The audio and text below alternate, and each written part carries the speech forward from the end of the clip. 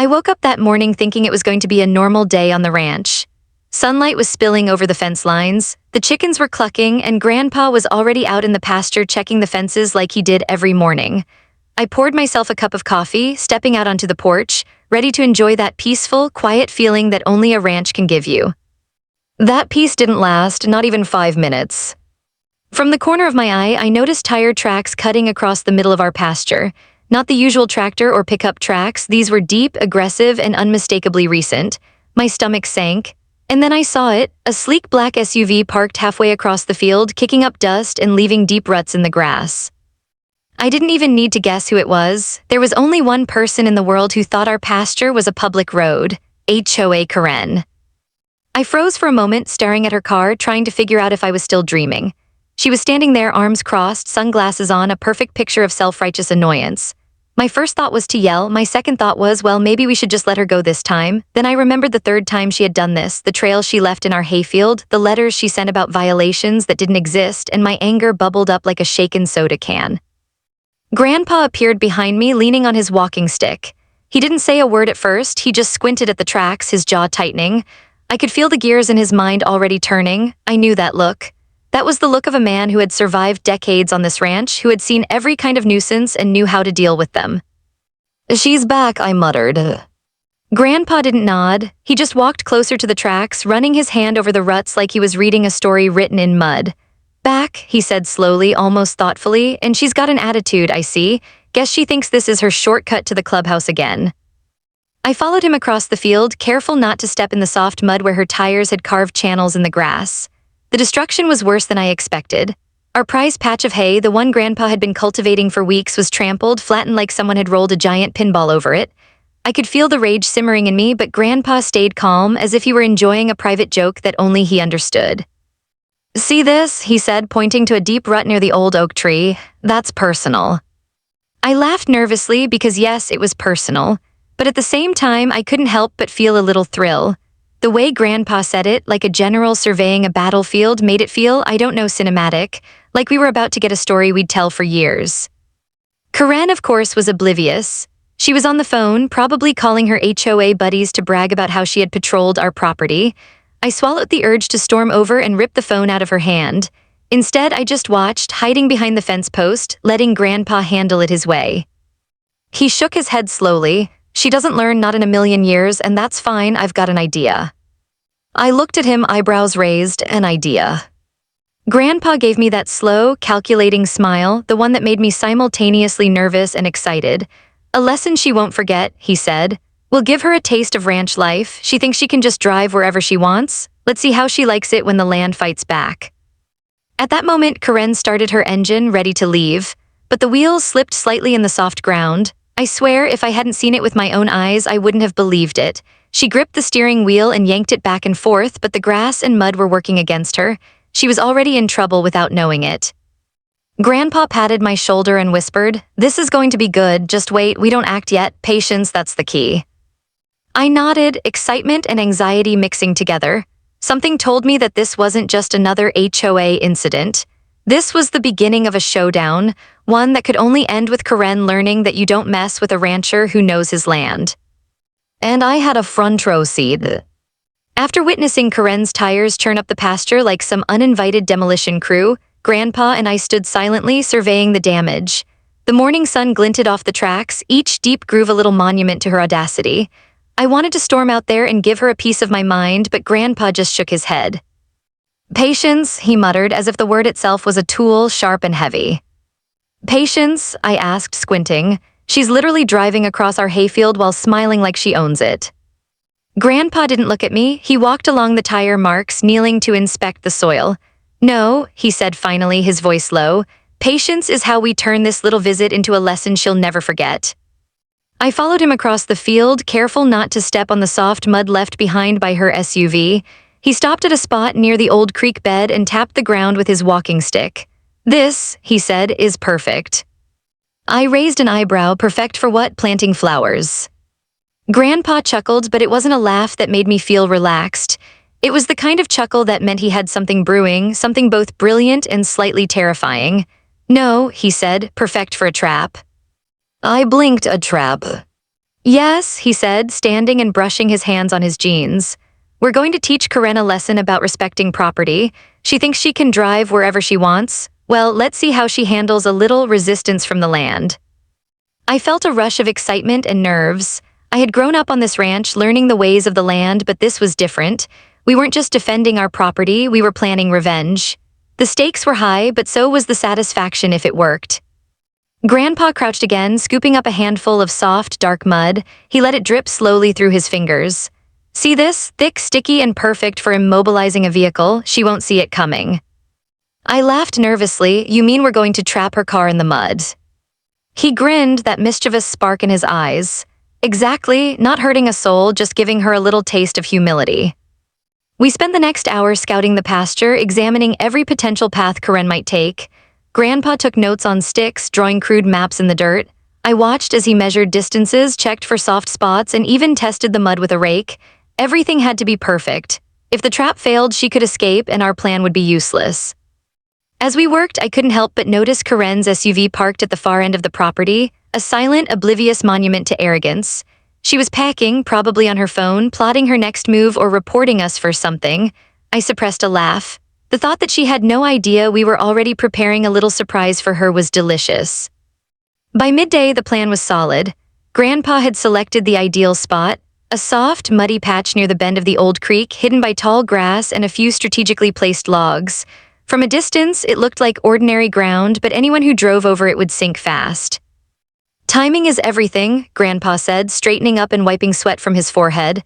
She's unpredictable, could come back any moment. We need to wait, watch, and act at just the right time.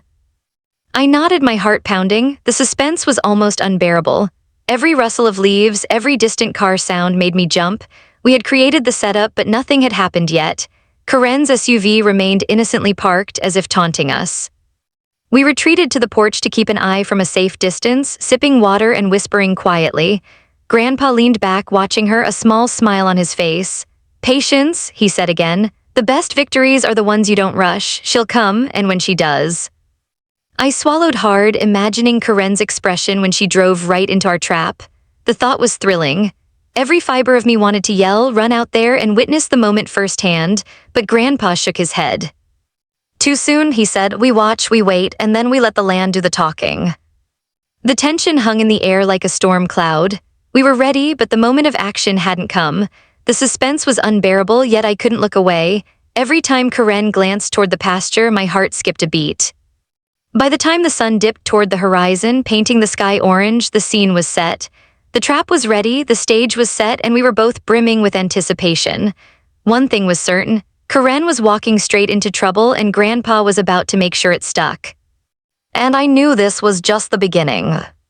The sun had set behind the hills, leaving the ranch bathed in golden twilight, the kind that makes everything look peaceful and ordinary. But behind that calm, Grandpa and I were quietly assembling the tools for what I can only describe as a carefully calculated ambush. We crept to the barn, careful to avoid the gravel crunching under our boots. Grandpa carried a shovel that looked like it had survived more seasons than I had, while I lugged buckets of thick, sticky mud from the creek. Each step felt heavier than the last, not from the load, but from the anticipation. Every rustle of leaves, every chirp of a cricket set my nerves on edge. This is serious work, Grandpa muttered, squinting at the dark pasture. You don't just trap a car, you plan it like a chess game, every move matters. I nodded, trying to keep up with his methodical pace. My imagination was running wild. I could already picture Karen's SUV slowly sinking into our trap, her face contorting with confusion, anger, and disbelief all at once. I had to fight the urge to laugh out loud. We approached the designated spot near the creek, the soft patch of ground Grandpa had identified earlier. From a distance, it looked like normal pasture, nothing unusual to attract suspicion. That was the beauty of it. The perfect trap is the one no one sees coming. Grandpa handed me the first bucket of mud. Pour it slowly, make it look natural, like it belongs there. I knelt and began spreading the thick, dark mud, smoothing it over with a stick to make it blend seamlessly with the surrounding grass. Every time I looked up, I imagined Karen driving straight into it, her SUV slowly disappearing into our clever little trap. My heart raced with equal parts anxiety and excitement. Grandpa worked beside me with surgical precision, digging shallow grooves and planting small branches to camouflage the edges. He muttered to himself as he worked, a mix of old ranch wisdom and barely disguised mischief. Good things come to those who wait and those who dig a little deeper. At one point, a distant bark from the ranch dog startled me and I nearly spilled an entire bucket of mud. Grandpa shot me a look that was part amusement, part irritation. "Relax," he said. "This isn't the time for clumsiness. Precision matters." We paused for a moment to survey our work. The trap was coming together perfectly. From the road, it would appear as nothing more than a patch of ordinary pasture, but any vehicle driving over it would sink into mud almost instantly. Grandpa nodded with satisfaction, brushing dirt off his hands. "She'll never see it coming." Just as we were about to finish, a car engine sounded in the distance. My heart leapt. Could it be her? Grandpa held up a finger. "Stay calm, watch and wait. Timing is everything." We hid behind a line of trees, peering through the branches. The headlights approached slowly, bouncing over the uneven terrain. I could feel my stomach knotting with tension. Every second felt like an hour. The suspense was unbearable and I couldn't stop my mind from imagining the moment she hit the trap. Would she panic, scream, call the HOA? The vehicle slowed near the edge of the field, but thankfully it wasn't Karen. It was a neighbor checking their fence. Grandpa exhaled slowly, muttering, "Patience, patience. The right moment comes to those who wait." We returned to the trap, making final adjustments. Grandpa used his walking stick to test the firmness of the mud. "Perfect," he said. "Strong enough to hold, soft enough to trap. She'll be stuck before she knows what hit her." I couldn't help but grin, though I tried to hide it. The suspense was delicious, like waiting for a fireworks show to start. Every crackle of the night, every whisper of wind through the trees seemed to build the tension. It was as if the land itself was holding its breath. By the time we finished, the night was nearly pitch black, but the trap was complete. We retreated to the barn, sitting quietly as we watched the pasture from the shadows. Our breaths came slow and steady, hearts pounding in anticipation. Grandpa leaned back against the wall, hands folded across his chest, and gave me a knowing look. "She's coming," he said simply, "and when she does, we'll be ready." I nodded, adrenaline and suspense coiling inside me like a spring. I had a front row seat to what was shaping up to be the most satisfying moment of my life on the ranch.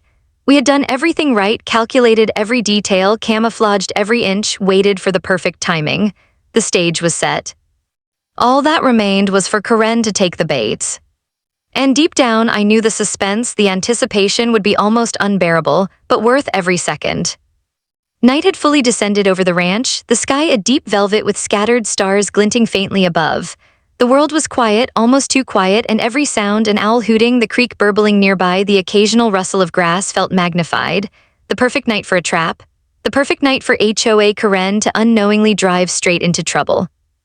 Grandpa and I crouched behind the old line of cedar trees, peering out at the pasture. The mud trap we had spent the day perfecting was disguised flawlessly. From a distance, it looked like nothing more than a patch of ordinary pasture, but beneath that innocent exterior lay sticky, tenacious mud that would hold an SUV like a bear hug. I could feel my pulse in my ears. Every second was stretching, slow and tense. This was it. The culmination of planning, patience, and a little bit of mischief that only a ranch could inspire. I whispered, "Do you think she'll fall for it?" Grandpa didn't answer immediately. He was scanning the dirt road leading to our pasture, eyes narrowing in concentration. "She doesn't know it's here," he finally said, voice barely above a whisper. "She never looks down, never notices the little things. That's why it works." The suspense tightened around me like a rope. Any moment now, headlights could appear, rolling over the hills, bouncing across the dirt road toward us. Every shadow felt like it might be her. Every whisper of wind seemed to carry the threat of her arrival. And then I saw it, far in the distance, a faint glow. At first I thought my eyes were playing tricks on me, but as it grew brighter, the unmistakable shape of her black SUV emerged, rolling slowly toward the pasture. My stomach knotted with excitement and nerves. Grandpa's hand rested lightly on my shoulder, steady and calm, a reminder that this was about patience. "And now," he murmured. We waited silently as the SUV approached, tires crunching softly on the dirt road. Every step felt like an eternity. I could see Karen's figure behind the wheel, sunglasses reflecting the headlights, her posture rigid, her head turned slightly as if surveying the pasture. She had no idea what was waiting for her. I bit my lip, trying to control the nervous laughter threatening to escape. The suspense was unbearable. Every second felt loaded with electricity, like the calm right before a lightning strike. The SUV reached the edge of the trap. Grandpa leaned forward, testing the tension in the moment, as if he could physically feel what was about to happen. I held my breath. And then her tires hit the mud. At first, nothing seemed to happen, just a faint squelch as the tires pressed into the soft ground. Karen frowned, jerking the wheel, trying to steer, probably thinking it was just a bump in the field. But then the front wheels sank deeper. Her SUV started to slide forward, struggling against the thick, sticky mud. I could hear her muttering under her breath, something about the damn property line or stupid ranchers. My heart raced with anticipation. Grandpa didn't move, didn't make a sound, just watched as the trap began its work. She revved the engine, tires spun in vain, mud flying up and coating the bottom of the SUV. Karen's mutters grew louder, turning into frustrated shouts. She stomped on the pedals, turned the wheel furiously, but the SUV sank further, its momentum eaten alive by our carefully prepared trap. I tried not to laugh aloud, but a giggle escaped. Grandpa shot me a look half stern, half amused. "Patience," he whispered again. "Wait until she really notices." And notice she did. Her head snapped up, eyes widening as the realization hit. She was stuck. Completely, utterly, hopelessly stuck. The kind of stuck that would leave a person screaming at mud, trees, and the cruel hands of fate alike. From behind the trees, Grandpa and I shared a quiet look of triumph. Hours of planning, perfect timing, and a little bit of cunning had paid off. The suspense had been unbearable, but the payoff was pure gold. Yet even in this victory, the night wasn't over. Karen wasn't going to quietly accept defeat. Her shouts echoed across the pasture, her engine revving in vain, and I knew this was only the beginning. She would fight back, yell, maybe call the HOA, maybe even try to push the SUV herself. I glanced at Grandpa, whose calm demeanor hadn't wavered once. "Ready for the fun part?" he asked, a mischievous spark in his eyes. I nodded, heart still pounding, adrenaline rushing through me. Yes, this was going to be interesting, very, very interesting. Because the trap had worked, and now all we could do was watch. I could barely watch. The headlights of Karen's black SUV were now frozen over the mud trap, the tires spinning and slipping as the sticky ground pulled her vehicle deeper into our carefully prepared pit. Every second stretched endlessly, my heart hammering in my chest. I had read about moments that feel like slow motion, but this, watching her SUV struggle helplessly, was the first time I'd experienced it myself. Karen leaned forward in the driver's seat, squinting at the ground like she could outsmart the mud with sheer willpower. She shifted gears, stomped on the pedals, and spun the steering wheel as if brute force could overcome physics. It didn't. Every attempt made the vehicle sink a little deeper, the mud swallowing her tires like a slow-motion trapdoor. I bit the inside of my cheek, trying not to laugh too loudly. Grandpa was crouched next to me, calm as ever, a small smirk playing at the corners of his mouth. "Look at her go," he whispered. "She doesn't know it yet, but she's in the middle of a lesson she'll never forget." From behind the cedar trees, I could see Karen's frustration growing. She muttered under her breath, then louder, alternating between blaming her GPS, the ranch, and apparently every rancher who had ever lived. At one point, she slammed her hand against the steering wheel so hard I thought it might leave a dent. I leaned closer to Grandpa, whispering, "Should we go help her?" Grandpa's eyes twinkled with mischief. "And ruin all the fun? Not a chance. This is education, not chaos." The suspense kept winding tighter. I could feel the tension stretching across the pasture as if the land itself were holding its breath. Karen tried to reverse, jerking the wheel violently, the SUV sliding sideways in the mud. I watched, horrified and thrilled at the same time, as her rear tires sank, the vehicle tilting slightly. It was perfect. Karen's shouts had grown into full-blown yelling by now. "What is this?" she screamed. "Why can't I move?" I could barely hear myself think over her volume, but the humor of the situation was impossible to ignore. She looked ridiculous, half covered in mud already from stepping out and testing the edges of her stuck vehicle.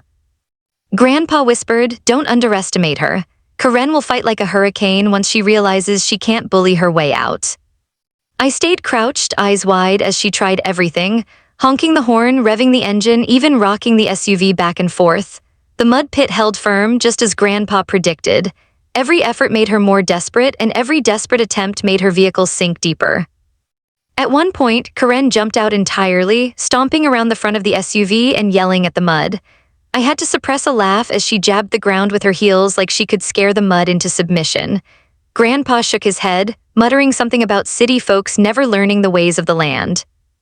From my vantage point, I could see the real panic in her eyes now, the kind that comes when someone realizes they are completely powerless. The SUV was not moving. The tires had dug in, and even the mud on the edges clung like glue. She tried to call someone, probably the HOA, but even the phone didn't help. She was trapped, alone, and slowly realizing it. The suspense was palpable. Even though I knew what was coming, every second felt tense. Would she stay angry? Would she try to bulldoze the vehicle out herself? Would she finally admit defeat? Every possible outcome played in my head, and each was funnier than the last. Grandpa leaned closer and whispered, "This is just the beginning, watch, the meltdown is coming." I swallowed hard, trying not to give away my amusement. From her wild gesturing to her panicked packing, it was clear Karen was losing control. But the suspense wasn't over. The real fun would come when she had to face us, the ones who had prepared her lesson, while realizing she couldn't do anything about it. I sank slightly into the grass, heart racing, waiting for the next move. The SUV was stuck. Karen was flustered. And all that remained was the escalating chaos of her trying to escape, a chaos that promised to get even more dramatic, ridiculous, and satisfying in the next moments.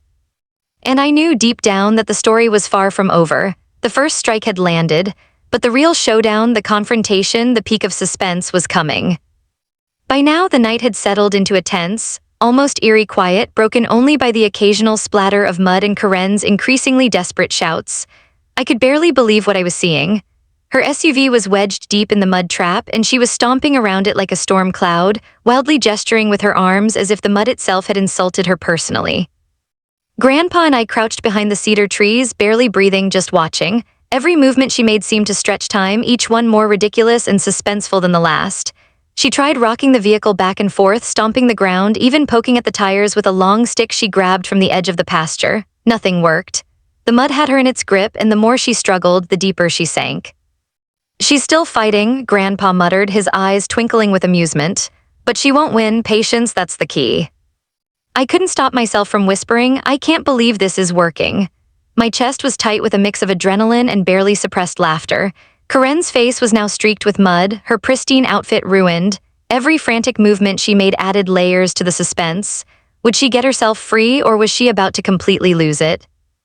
Karen's shouts grew louder as she pulled out her phone, probably calling the HOA or some authority to come rescue her. She waved her arms dramatically, yelling, "I need help, my car is stuck, someone get out here." I could hear the panic edging into her voice. The kind of panic that comes when someone realizes brute force won't solve the problem.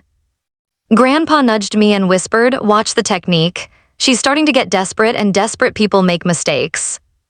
I held my breath as Karen tried a new tactic. She hopped into the back of her SUV to rocket forward, bouncing the whole vehicle. Mud splashed over her shoes, and I bit back a laugh. The suspense was unbearable. Any moment, something could go spectacularly wrong for her. She stepped out again, packing furiously, trying to assess the situation. Her phone was still glued to her ear, but I couldn't hear the conversation. I imagined her reporting our criminal ranch behavior to the HOA while simultaneously getting herself deeper into trouble. Each step she took around the SUV sank her shoes further into the mud. Grandpa let out a low chuckle. "She's learning the hard way," he said. "The land doesn't lie, it gives and it takes, and right now it's taking." I nodded, eyes wide, barely able to take it all in. The suspense wasn't just about her vehicle. It was about her pride, her ego, her realization that she was powerless. And there was something thrilling about watching someone so obsessed with control finally confronted by something entirely outside of it. Karen's next move was desperate and frantic. She tried tying branches to the wheels, attempting to give herself leverage to pull the SUV free. She yanked, tugged, stomped, but every effort only made the mud cling tighter. Her frustration now had a rhythm to it, almost musical in its absurdity. The suspense was almost unbearable, the tension between her determination and the immovable trap electric. From our hiding spot, Grandpa whispered, "She's going to hit her breaking point soon. That's when we step in or just watch." I leaned closer to him, my pulse racing. "Do you think she'll actually admit defeat?" He smirked, "Not yet, that's the fun part. People like her don't give up gracefully, they make a spectacle first." And he was right. Karen's frustration had reached a fever pitch. Her face was streaked with mud, her hands shaking as she gestured wildly. She stomped in circles, muttering curses and pleading with the mud as if talking to it would make it release her SUV. Every second stretched into an eternity, the suspense tighter than ever. Would she finally accept that she couldn't win, or would her ego drive her to make an even bigger mess of things? As the minutes dragged on, I realized that Grandpa and I were witnessing something rare, the perfect combination of chaos, human pride, and natural consequence. The suspense wasn't just external, it was woven into every twitch of Karen's hands, every futile rev of the engine, every frustrated shout. And just as I was beginning to think she might break something, or herself, the night held its breath again, leaving us dangling in anticipation of what Karen would do next. The peak of the drama was coming, and I had a front row seat. By now, Karen was beyond frustrated. She was full-blown livid. Her black SUV was embedded in the mud like a monument to her own stubbornness, and the night was filled with the sound of squelching tires, cursing, and the occasional muttered threats at inanimate objects. I crouched behind the cedar trees with Grandpa holding my breath. The suspense had shifted. Before it was about whether she would get stuck. Now it was about what she would do next. Would she storm into the ranch house, call the police, try to shove the SUV herself and end up in even deeper trouble? Karen stomped toward us, mud-covered boots leaving prints in the grass. I could see her eyes darting, wild and unrelenting, and I realized she was scanning for anyone to blame. That's when she spotted us, crouched in the shadows, her face contorted into a mix of rage and disbelief. "You," she shrieked, pointing directly at Grandpa.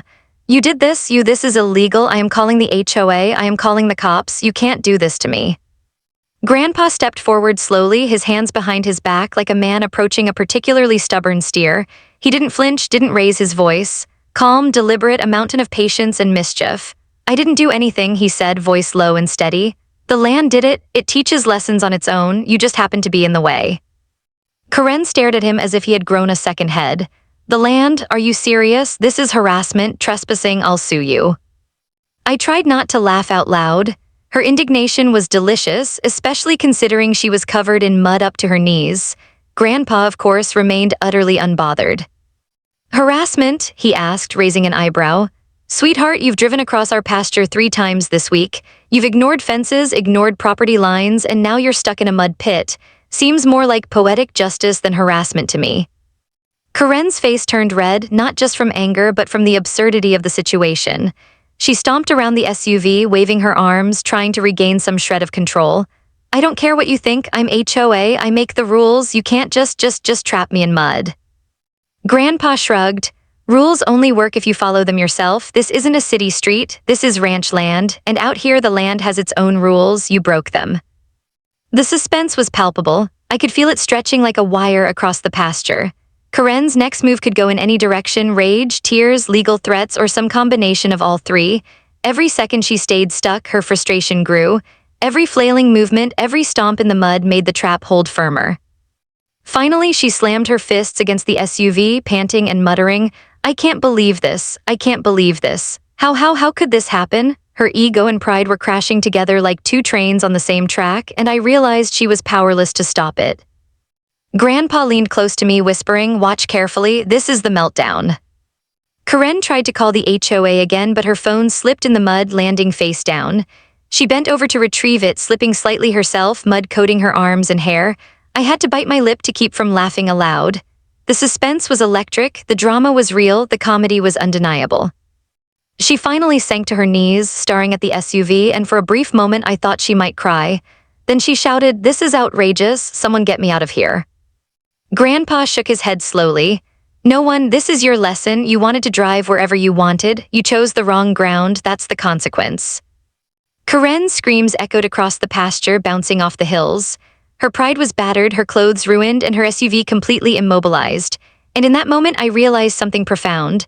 Sometimes the universe, well in this case, Grandpa and the land, teaches lessons far better than words or letters ever could.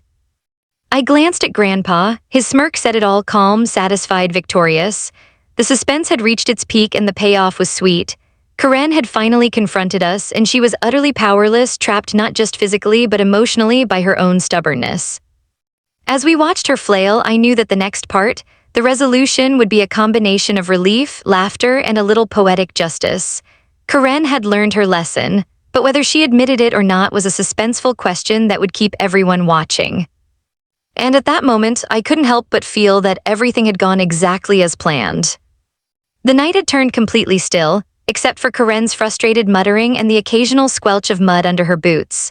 Her black SUV was buried in the pit we had built with careful precision, her ego probably trapped just as firmly as her tires. Grandpa and I stayed hidden for a while, just watching, letting the moment stretch out like the climax of a long, slow movie. Finally, Karen sank to her knees again, exhausted, mud covering her from the boots up to her knees. She glared at us, eyes wild and furious, but there was no energy left for more yelling. The suspense had reached its limit, and it was clear she was defeated, at least for now. Grandpa straightened, dusted off his hands, and walked over casually. I followed behind him, trying to appear as calm and nonchalant as possible. Karen froze as she saw us approach. "You," she shouted, standing and brushing mud off her jeans. "This is illegal, you can't just do this to me." Grandpa shook his head slowly, hands in his pockets. "Oh, I think we can," he said, voice calm and steady. "You wanted to drive across the pasture, you didn't care whose land it was. The ground has rules, Karen, we didn't break any laws, the mud did all the work." Karen opened her mouth to argue, then paused, realizing that she was standing in the middle of a sticky trap of her own making. Her SUV was completely immobilized and there was no way to get it out without help. She started panicking, muttering to herself, slapping at mud on her boots.